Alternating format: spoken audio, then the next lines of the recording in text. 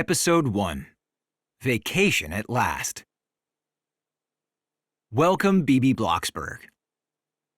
It was hot, extremely hot. The sun beat down mercilessly on the dried-out fields of Falkenstein. Through a mirage that shimmered above the country road, a bus was approaching town, whirling up dust above the asphalt. In this bus sat Bibi Blocksberg, gazing delightedly out her window as the radio droned on. A familiar voice suddenly came through, and Bibi strained to listen. Welcome to Radio Flamingo. We are ad-free, unbiased, impeccable. My name is Alexander. I'm a little excited today because I'm doing my internship here and I'm allowed to announce the weather for the first time. It will remain hot, dry, and boiling in the shade. Well then, happy sweating and enjoy your holidays. Was that Alex? Alexander von Falkenstein, who was together with her best friend Tina Martin and who now apparently worked for the radio? Bibi considered this as she listened. Alex was also sweating in the studio at Radio Flamingo. Both the heat and his nervousness made it nearly impossible to sit still. He glanced excitedly at his boss, Funky Farnsworth. A soundproof glass window separated the news studio from her cluttered office, which also served as the technical room. Opposite her, the nerdy engineer, Paul, was sitting at his mixing desk. When Alex continued speaking, Funky looked through the window with bewilderment. Paul shifted uneasily as Alex began to improvise on the airwaves. Folks, I would like to personally greet someone who is already on her way to Martin's farm. Welcome, Bibi Blocksberg. Now that was a great reception. Bibi was thrilled. The bus came to a halt on the market square with the radiator steaming. Bibi jumped out expectantly and, hearing a soft squeaking sound behind her, turned around to discover Tina, soaked in sweat, riding a tandem bicycle. Exuberant, the two friends greeted each other with open arms. At last, they were reunited. Bibi looked at the old bike with curiosity and surprise. Where are Sabrina and Amadeus? She asked. They're waiting for you in the shade, said Tina. She wanted to spare the two horses a ride in this heat, which, of course, Bibi understood. She grabbed the tandem and asked, Hey, I think I just heard Alex on the radio. Tina nodded. Yeah, he's doing an internship there. Then she noticed something. Bibi, where's your luggage? I shrunk it, Bibi smiled, pulling a miniature backpack from her pocket. You know me. I like to travel light. Tina laughed. Typical Bibi. Witchcraft could be quite practical. The two girls swung themselves onto the tandem and set off for Martin's farm. 36 degrees. In a delightful mood, the two friends pedaled across the marketplace, singing a song about the weather. They faded in unison as they noticed someone standing at the side of the road. He was handsome, carrying a backpack with a guitar slung over his shoulder. A smile lit up his face, and he was holding out his thumb. As they cycled past, Bibi shouted happily, Sorry, all full. The boy looked after them, amused. He seemed to like the two girls, their good mood and their lively song. When they had reached the edge of Martin's farm, Bibi merrily shouted out greetings to all the animals they cycled past. The friends came to a stop in front of Mrs. Martin's house, where they saw her planting a new vegetable patch with the summer camp children, Pepe and Frida. Bibi jumped off the bicycle and happily embraced Tina's mother. Tina's brother, Roger, was cooling down a playful brown and white pony with a garden hose. On a whim, he cheekily turned the hose on the girls, kicking off an exuberant water battle. Everyone laughed at the fun until suddenly, less and less water came out of the hose, trickling into single drops before disappearing completely. Bad news. Bibi and Tina peered curiously into the fountain that supplied Martin's farm with water. Can you see anything? Cried Tina down the dark shaft. Yes, I think the water level has sunken. Roger's muffled voice came up from below. The checkered pony snorted and pushed his way between the two girls, dropping his head over the well shaft to take his own look at things. "Well, hello, you. Who's Roger's buddy here?" Bibi asked amusedly. Tina grinned. "Billy the Kid. He's Roger's new friend. Follows him everywhere." Bibi stroked the sweet animal's mane lovingly until Mrs. Martin pushed Billy aside with a worried face. What was wrong with the well? Roger's blonde hair suddenly reappeared. "Bad news," he said. "The well has dried up." Tina looked at her brother, taking in this bit of news with utter sadness. Just what they needed. "Because of the heat?" she muttered. Roger nodded. "Yeah, either the water level has sunken or the well has dried up." "And now?" asked Bibi, at a loss for ideas. One thing was certain. No witchcraft could help here. Mrs. Martin sighed. "Now we need a new well. We have no more money for that." "We do still have quite a bit in the emergency water tank. About 60 showers and a few buckets a day for a horse. That makes... anyone?" She looked at Tina, who rolled her eyes. "Oh, Mom, it's summer vacation." She certainly didn't want extra math problems over the break. "In any case, I'll order a new tank right away," Mrs. Martin decided. The weather had already been really crazy this summer. For days, if not weeks, it hadn't rained. The sun was blazing down, holding the high temperature record far above those of the last few years, and now, with no change in sight, the drought was a problem for everyone. Bibi called after Mrs. Martin. "Is there anything we can do?" "Think about how we can save water," she replied. Think tank. When Bibi and Tina entered the stable to greet the horses, Tina began thinking out loud. "We've hardly had any camp children for weeks, but we have plenty of guest horses." They first passed Lottie, the pregnant mare who was about to give birth. Then gold-colored Tricky whinnied excitedly at them while an anxious Scipio shot the girls one glaring, suspicious look. But Bibi only had eyes for Sabrina at first. "My sweetheart, I missed you so much." She stroked the gray mare tenderly, who gave a contented snort in return. Tina was worried. Without any water and so many animals, it's just not possible. Bibi nodded. This was true, of course. But what should they do? It was so hot she couldn't even think straight. With one spontaneous move, Bibi raised her arms and chanted, "Eeny, meeny, unbearable heat, to cool us down a summery treat. Whiz, whiz." All at once, a bowl of popsicles appeared in front of Sabrina's stall. Delighted, the girls grabbed it just as Mrs. Martin walked in. She cast Bibi a stern look. "Bibi?" As a witch in training, Bibi was not allowed to use magic on Martin's farm unless it was absolutely necessary. She had done so only a few times in the past, but even if those times were an emergency, they always seemed to cause Mrs. Martin too much stress. Hence the farm rule: magic only as a last resort. This really was an exception, Bibi defended herself. We needed something cool to clear our heads. Smiling, she held out a popsicle to Mrs. Martin, who admitted defeat and accepted a mango-flavored vanilla swirl. "And? Does it help?" Bibi thought about it. "Well, we could tap into the castle reserves. If I enchant the line here—" "No way," protested Mrs. Martin. "It'll only cause more trouble and it won't last. Bibi, that's exactly why I don't want you casting spells." "Okay, I get it," said Bibi, somewhat sheepishly. "We'll think of something to do about the water," Tina promised encouragingly. But why did Mrs. Martin suddenly smile like that? When Bibi and Tina turned around, they saw Sabrina greedily sinking her snout into the bowl of popsicles. Bibi laughed and pushed Sabrina's head away. "Sabrina, that's not for you." The Gray Gold of the North.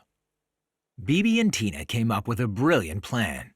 They made banners with the words "water shortage" and "we are thirsty" and put them around their ponies.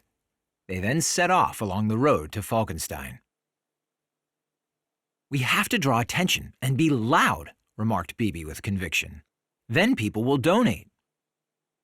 Not far from Martin's farm, they discovered a young, dark-haired woman in an elegant yellow pantsuit by the side of the path. She was digging into the prairie ground with a small shovel. But what exactly was she searching for there?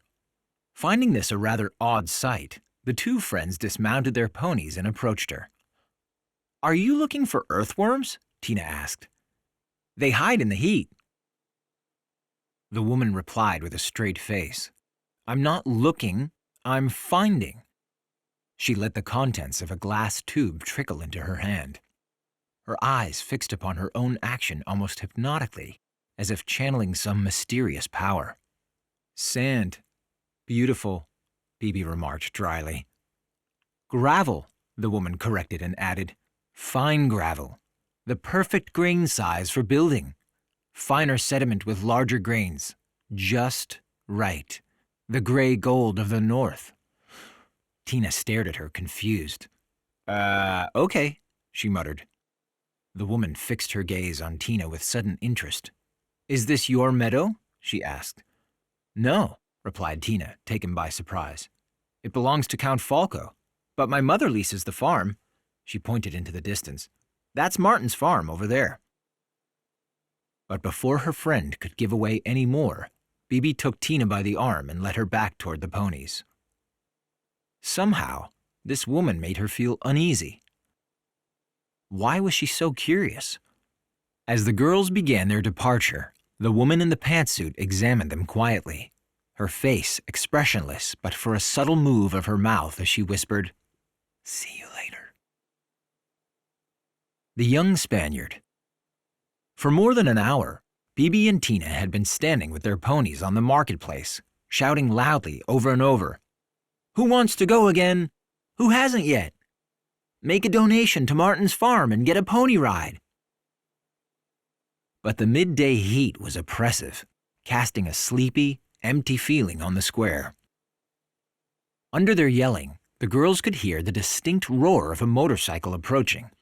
Freddie, the sheriff of Falkenstein, brought his machine to a skidding halt in front of Bibi and Tina, shook off his helmet, and looked at the ponies with amazement. "Girls, are you playing the sympathy card? That's a lousy way to earn a bit of extra pocket money."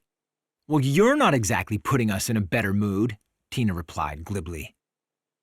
Bibi wiped the sweat from her brow. She liked Freddie, but sometimes he really got on her nerves. "My tip? Drum up a bit more action. Nothing ventured, nothing gained. Anyway, I'm gonna grab an ice cream," he whistled, then strolled off. No sooner had Freddie left than Bibi discovered Alexander von Falkenstein, who was just taking his lunch break. Alex greeted Tina with a kiss and Bibi with a warm-hearted hug. "Well, here we are again." "Thanks for your radio greeting," laughed Bibi. This gave Tina an idea. "I've got it. You can advertise for us." Alex shook his head regretfully. "That's not possible. Radio Flamingo is ad-free." "But it's important," Tina insisted. "We have no more water at the farm, Alex." But he wasn't really listening. Alex's gaze was fixed toward the fountain in the middle of the marketplace, where a young guy sat with a guitar singing a cool-sounding Spanish song. Tina was annoyed that her boyfriend was so distracted. "If you had listened to me, you would know that we need a new well at Martin's farm." Bibi's face suddenly lit up. "Tina, it's the guy from the road." "What guy from—" Bibi cut her off. "The hitchhiker." Now Tina recognized him too. What's he doing hanging around here? Bibi smiled. "Making music." She liked the song. "Great voice," Alex remarked appreciatively. Seeing a passerby toss money in the young singer's hat, Bibi thought up a quick plan. She ran to where he sat across the marketplace and chimed, "Hey there." She'd caught the boy by surprise, but he seemed to recognize her and asked with a Spanish accent, "Hola, chica. How was your bike ride?" Bibi grinned. "Marvelous. Did you catch a ride?" "Sí," the boy smiled charmingly, catching Bibi off guard for a moment. She cleared her throat and began hastily. We're collecting money for our animals over there so they can have enough to drink. Maybe you'd like to come play with us? So you want to profit from my profit? The boy amused himself. No, Bibi corrected him boldly. We'll split it. It's much more fun together. I'm Bibi, by the way. She pointed to her friends, who were now also getting closer. And these are my friends, Tina and Alex. Tina waved casually, and Alex gave the boy his hand politely. Alexander von Falkenstein. Hello. Chico stared at him in surprise. The son of Falco von Falkenstein? Yes. Why? Alex replied, slightly unsettled by the boy's question. Did the street singer know his father? And if so, how? I am interested in nobility, he replied hurriedly. Yes, I'm Chico. Actually, Cristobal de... Bibi and Tina were puzzled by his nervousness, which seemed to make him even forget his own name. De la Mancha, Chico finally finished his sentence. Alex listened up with pleasure. Noble too? And musicians? Noticing the gathering, Freddie made his way over to the group, tidying the streams of ice cream melting on his own hand with a quick rotation of the cone. Si, landed gentry, replied Chico. My father always says, don't just live the life of aristocracy, but a life of simplicity. That's why I travel around earning money with my music. Freddie nodded approvingly. Cool.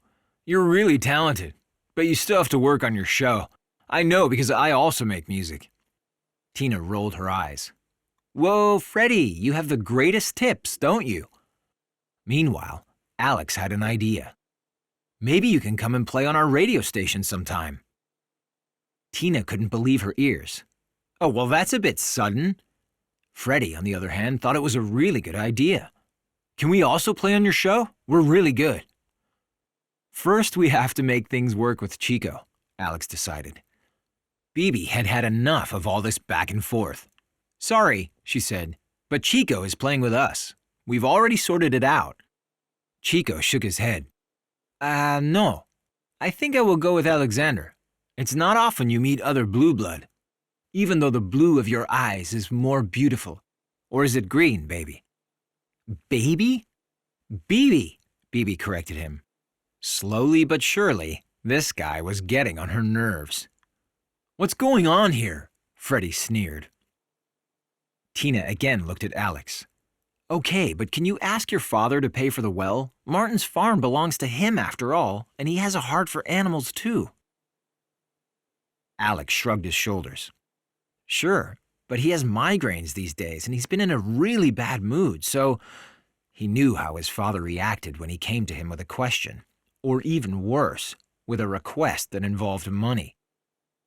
Tina sighed. Okay, we'll ask him ourselves. Annoyed, she ran with Bibi back to the ponies, while Chico turned to Alex and inquired curiously about his father. The invitation. The heavy curtains in Count Falco's spacious bedroom were drawn closed. Through the smallest gap in the fabric, a thin shaft of light fell across the room and onto the bed. There lay Count Falco with a sleeping mask fixed over his eyes, groaning in agony. His butler, Ethelbert, approached quietly with an ice pack to give his boss a little relief. Gently, he placed the pack on Falco's head. The Count flinched in horror and shouted, Ethelbert, do you always have to sneak up on people like that? He carefully removed the sleeping mask from his eyes and dared to look outside. In a faint voice, he asked, How's the weather? Is it about to cool off? If you listened to your son's announcements, you'd know it's still broiling hot, Ethelbert replied. That answer did not exactly improve his mood. On the contrary, Count Falco frowned at his butler. My son. So now he wants to be on the radio, huh? Young people are interested in the media, replied Ethelbert. He was quite sympathetic to Alex's new passion. Count Falco, on the other hand, was not. Media? You mean blah blah, gossip? That's all it is, gossip, he moaned again. This migraine is killing me. An invitation has just arrived from Martin's farm, Ethelbert tried to distract him, for coffee and butter cake. He handed Count Falco a card. The Count studied the beautiful greeting with suspicion. This formality was not at all the Martin style. "There's something behind it," he grumbled, but he didn't seem averse to it, seeing as how Suzanne Martin's buttercake was a true temptation. He glanced up at Ethelbert again and asked for his assistance getting out of bed. After all, he couldn't hide in the dark forever. No water, no camp kids. Mrs. Martin had completely different things on her mind at the moment than buttercake. As she watched Pepe's resolute mother buckle her son into the back seat of their car, Mrs. Martin made one last effort to change the woman's mind. "You don't have to take him with you. We'll be fine for the summer." "Yes, I do," Pepe's mother objected. "When there's not even water for a shower? No shower, no summer vacation on the farm?" That was the end of the conversation. She got behind the wheel and drove off without another word of goodbye. Pepe waved until the car had left the yard entrance. Mrs. Martin sighed. Then someone poked her from behind. It was Frida. "I want to go home too."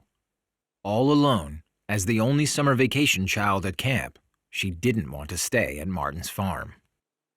Mrs. Martin understood, as sad as it was. She reached out her hand to Frida. "No problem. I'll take you home." Don't beg. Bibi and Tina were busy with preparations for Count Falco's visit.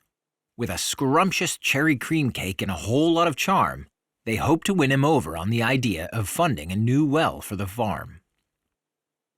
As they left the house with the cake, they nearly collided with Mrs. Martin and Frida. Tina's mother gave them a clear warning. "I'll only be gone for a bit. I do not want you to beg Falco. Is that clear?" As a matter of course, Count Falco had obligations as the owner of the farm. But Suzanne Martin was an independent woman and took care of herself and her children. She did not like asking for help, and begging for it was most certainly out of the question. Tina calmed her mother. "We wouldn't do that." Bibi nodded. "We'll only ask. Nothing else." The girls crossed the yard over to the chill corner, an uber-cozy sitting area in the garden with oversized cushions where one could really spread out and relax. Tina carefully placed the cake on a small table, which she had already set with the finest plates, cups, napkins, and cake forks. "Looks great." Bibi clapped her hands in satisfaction. Beside the table was an old fan that Tina had brought from the shed. It was supposed to bring a breath of fresh air, or at least cool things down in the heat. The friends were well prepared. Count Falco was already underway, riding his mare Cleopatra to the farm. He hung rather slumped in the saddle, exhausted. Sweat ran down his forehead. "What a crazy idea to set off in this weather," he puffed. When he arrived, Bibi and Tina greeted him with unrestrained gratitude. They helped him dismount, and Tina took Cleopatra from him. The Count looked suspiciously at the two girls. "Where is Suzanne, by the way?" Bibi ignored his question and led the Count to their coffee table in the garden. "Come right this way. We have coffee and cake. Everything is here." Count Falco became increasingly skeptical of the whole affair, but Bibi wouldn't let herself be flustered and encouraged him onwards while Tina took Cleopatra to the stable. The first breakdown. Count Falco dropped down rather clumsily on one of the soft cushions while, as always, trying to maintain a dignified posture. He finally seemed to find a comfortable position. "So, Suzanne is still coming?" he asked again. Bibi nodded. "I'll cut the cake." But Suzanne didn't bake it. He couldn't help himself. Now there was cherry cream cake instead of butter cake. What a disappointment. "No, we did," Bibi replied proudly. Tina, who had returned from the stable, offered the Count a cup of coffee, but he refused indignantly, muttering that it was far too hot already anyway. To lighten the mood, Tina decided to cool things down with the fan. She fidgeted with the button, then jiggled the cable, but no matter what she tried, it simply wouldn't start. Meanwhile, Bibi built a mountain of butter cake on the Count's plate and set it on the table before him. Then she began. "Yes, well, there's a reason why we invited you here." "I knew it!" exclaimed Count Falco, interrupting. Half of his cake mountain fell to one side with a thud, when at the very same moment, a horrible screeching sound rang out through the yard. Tina had finally got the fan working. As if nothing at all had happened, Bibi attempted to drown out the rumpus. "It's like this. Because of the heat, hardly any of the summer camp children are arriving, and if they do, they leave right away." Just as Count Falco again opened his mouth to interrupt, the grinding fan toppled over into the cake, mashing and blowing the cream decorations into a splatter all over Count Falco. "Dang it, Tina!" Bibi screamed angrily at her friend. Tina screamed back in despair. I know, it won't shut off." The machine was out of control, continuing to rotate through the baked delight as if choosing to devour the whole thing itself.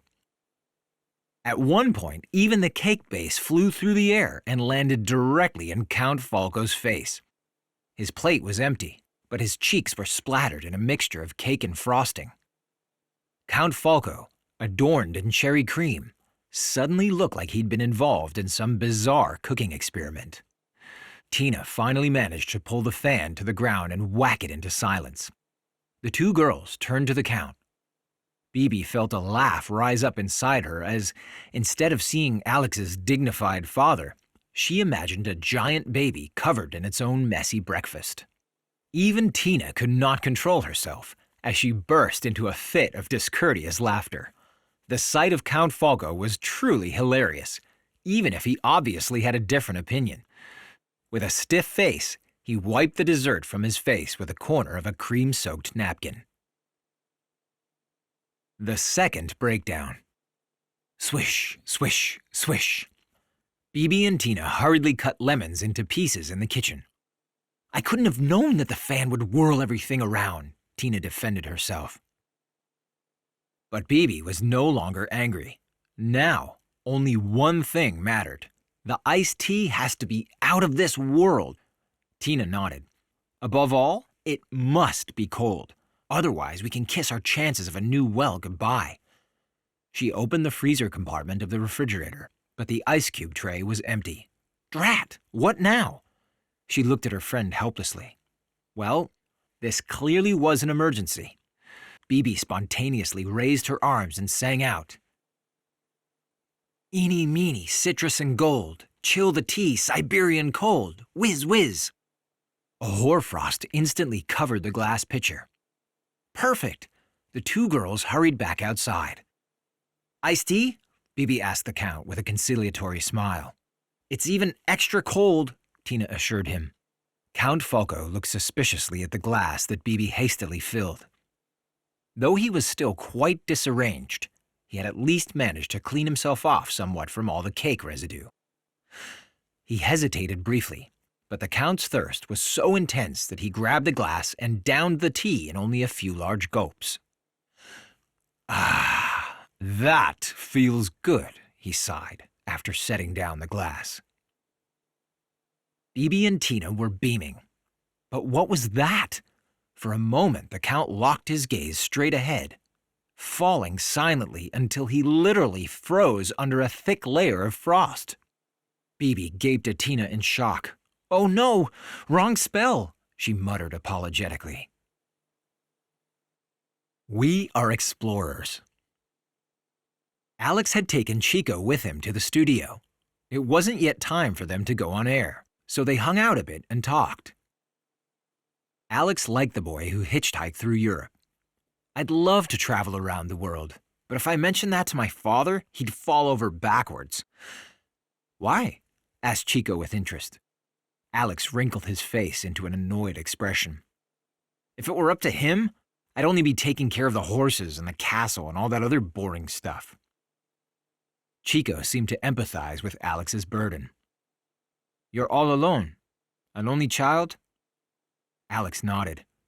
I'm happy to do the work, but it's always about keeping up traditions. Chico nodded thoughtfully. Tradition is not worshipping the ashes, but passing on the torch. Alex raised an eyebrow, taking in this idea. Chico smiled. Well, that's what they say in Spain. Conversation was interrupted by Funky Farnsworth's hectic entrance. Do we suddenly have another intern? She asked in surprise. No, laughed Alex, somewhat awkwardly. This is Chico, singer-songwriter, and a huge talent. Funky shook her head. Did you forget? We don't do commercials here. Paul, the engineer, looked up from his mixing desk for a moment and corrected. We're not getting any commercials here. In fact, very few people wanted to advertise on a station with such short range and not many listeners. Funky Farnsworth dismissed Paul's remark with an ironic smile. Let's just say we don't have commercials. But this isn't advertising, Alex contradicted her. We'd be giving newcomers a chance, live on the radio. Funky's face brightened. Yes, Radio Flamingo. We are explorers. Funky used her own remark to bring up a completely different idea. She looked at Alex questioningly. Could I interview your father at some point? Alex shook his head as he spoke. I don't think that's really his cup of tea. But Funky didn't let up. He has such a fascinating family history. Everyone is interested in noble houses. Who loves whom? Drama, intrigue. Suddenly, she noticed that Alex, Paul, and Chico were fixed on her with irritation.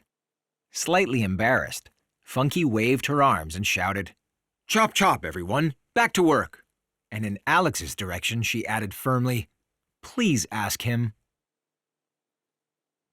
The Big Thaw. Bibi and Tina had a bad conscience. Count Falco was still frozen stiff like a store-bought chicken. Mrs. Martin, who had returned in the meantime, was not at all pleased. Roger, along with the pony, Billy the Kid in tow, had found a sack truck with which they rolled the Count into the courtyard sun before lifting him into a garden chair. Mrs. Martin looked at Bibi and Tina reproachfully. I was away for less than an hour, and what did I say? No begging and no witchcraft. Bibi muttered guiltily. I just wanted to cool him down a bit. Yes, well, you succeeded, Mrs. Martin stated dryly. The sun was already doing its work. Minuscule droplets of vapor rose and glistened in its light as the Count slowly began to thaw out. He lurched forward to immediately express his anger, but could not yet open his mouth properly. This annoyed him all the more, as he had heard everything the others had said. Finally, he muttered something that sounded like, "That's a sneaky thing to do." But Martin's farm needs a new well. Bibi bent down to him. Is that why you lured me here? To squeeze me for money? Suzanne, do something, grumbled the Count. Roger stood directly before the Count with his arms folded. No Suzanne, just man to man. Count Falco looked at him in disgust. I think you also have a duty as owner when the animals are thirsty. Money isn't the most important thing, you know, Roger continued self-assuredly. Though still half frozen, Count Falco was now furious. Money, money, money. Everyone just wants my money. Do you know how much it costs to maintain the castle? Mrs. Martin didn't feel like discussing it any further. We'll let you thaw out first. They left Count Falco to sit in the sun and sought a shady place at the house. The Count called after them desperately. Suzanne, you can't go away now. You can't leave me here. Suzanne! That was enough for Roger.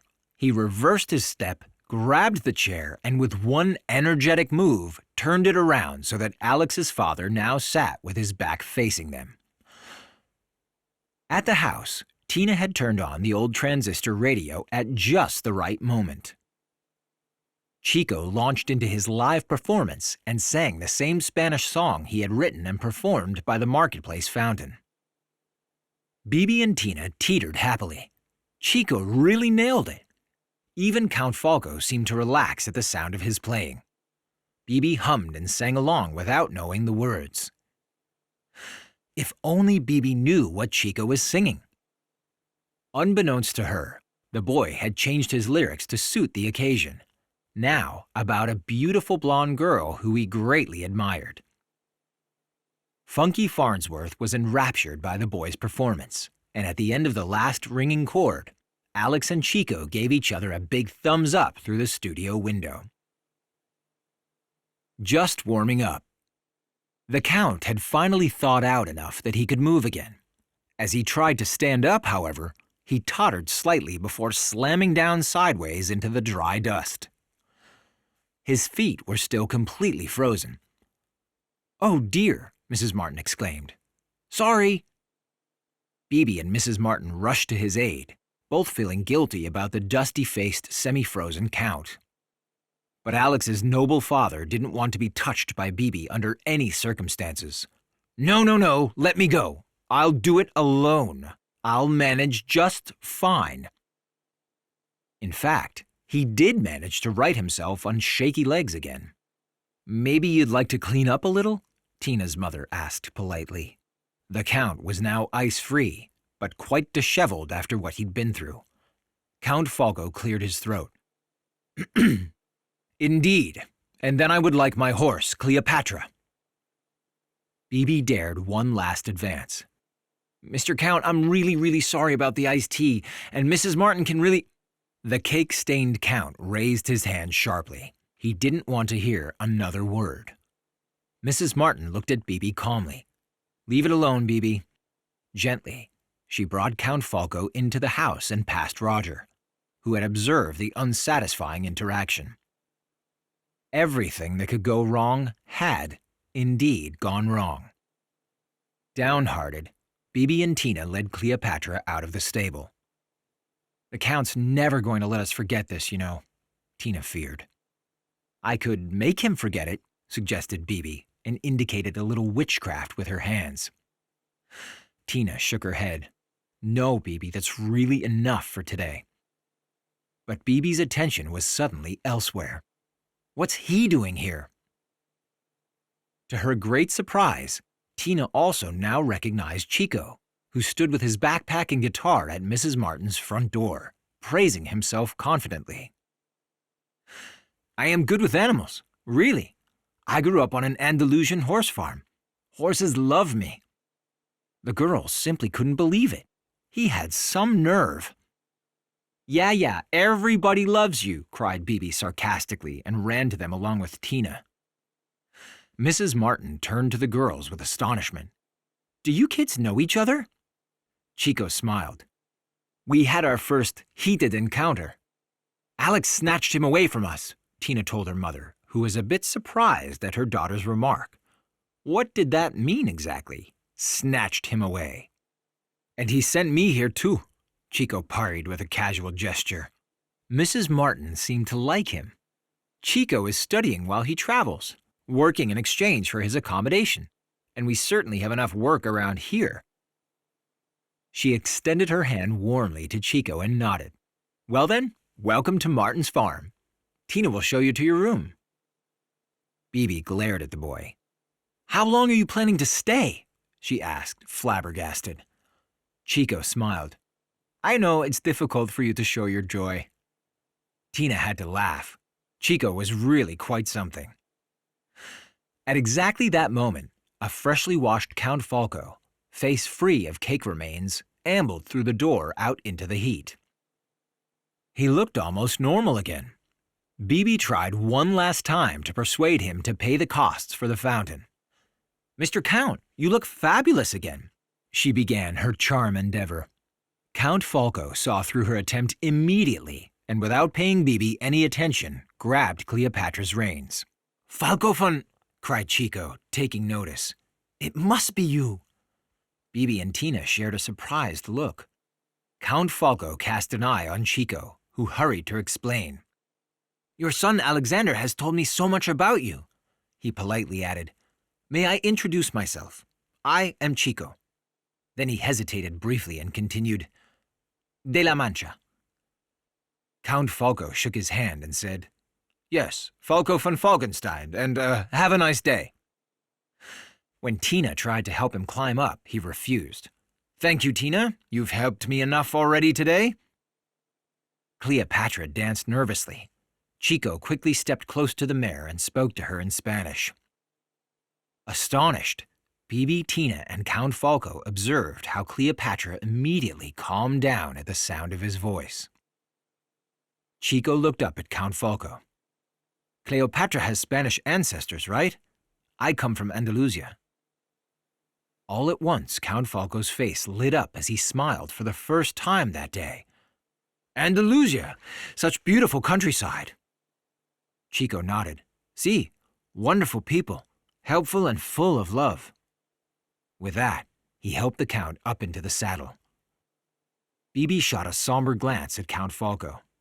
Can't really say the same thing here. Bibi, Mrs. Martin admonished her. He doesn't have to pay for this well. Chico looked at her curiously, and in a flash was able to grasp what this was all about.